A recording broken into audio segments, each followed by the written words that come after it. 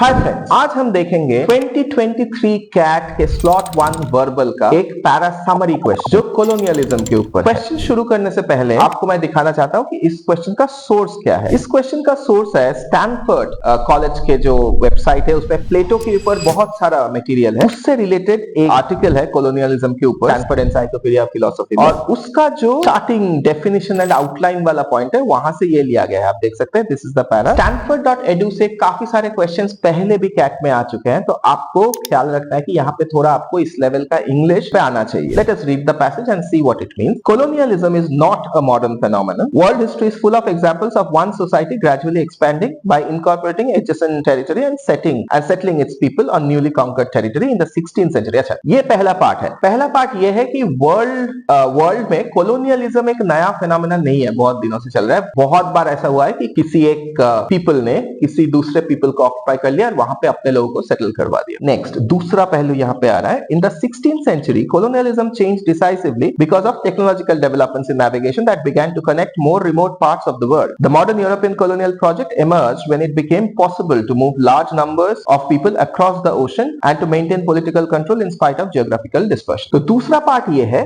कि वो बोल रहा है कि 16th century के बाद, पहले वो बोल रहा है कि colonialism बहुत पुराना है, लेकिन 16th century के बाद ब्रिटेन का जो टेक्निकल इनोवेशन है, वो टेक्निकल इनोवेशन की वजह से उनके शिप्स बहुत पावरफुल हो गए थे। They could connect to remote parts, जैसे अफ्रीका में, साउथ ईस्ट एशिया में, साउथ एशिया में, इंडिया में, फार ईस्ट में वो लोग कनेक्ट कर सकते थे क्योंकि उनके पास बहुत ज्यादा टेक्नोलॉजिकल एडवांसमेंट था, गन्स बहुत अच्छे थे, तो वो पॉलिटिकल कंट्रोल भी अपना बना के रख सकते थे in spite of the fact कि वो कंट्री उनके कंट्री से बहुत ज्यादा दूर है। The term colonialism is used to describe the process of European settlement, violent dispossession and political domination over the rest of the world including the Americas, Australia and parts of Africa and Asia. तो ये जो colonialism है, ये इस European settlement को ही describe करने के लिए यूज किया जाता है। तो आपको क्या चीज याद रखना है? एक, कोलोनियलिज्म एक पुराना फिनोमेनन है, नया नहीं है। 16th सेंचुरी के बाद टेक्नोलॉजिकल इनोवेशन या डेवलपमेंट की वजह से यूरोप, स्पेशली ब्रिटेन ने बहुत ज्यादा कोलोनाइजेशन किया, पॉलिटिकल पावर अपना स्थापित किया दूसरे देशों में, और इसी को, इस यूरोपियन सेटलमेंट को ही कोलोनियलिज्म आज के दिन में बोला जाता है। Late us see the options. Colonialism surged in the 16th century due to advancements in navigation, enabling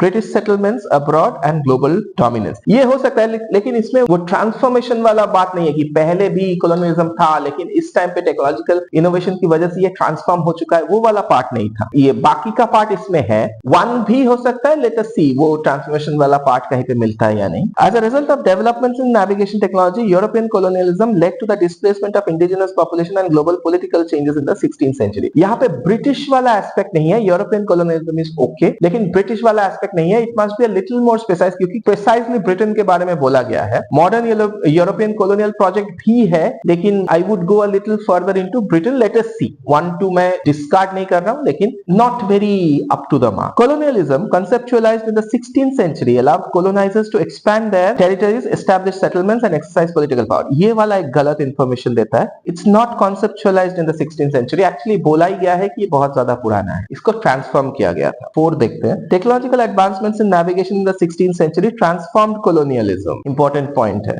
Enabling European to establish settlements and exert political dominance over distant regions. तो ये दोनों भी सही है, गलत नहीं है। 4 वाला इज मच बेटर, क्योंकि वहां पे वो ट्रांसफॉर्म्ड कोलोनियलिज्म के बारे में बोल रहा है, जो फर्स्ट मेन आइडिया है इस पैराग्राफ का, कि कोलोनियलिज्म बहुत पहले से ही होता आ रहा है, लेकिन टेक्नोलॉजिकल एडवांसमेंट की वजह से वो 16th सेंचुरी में ट्रांसफॉर्म हो गया है। Option 4 is the best answer, best summary of this passage.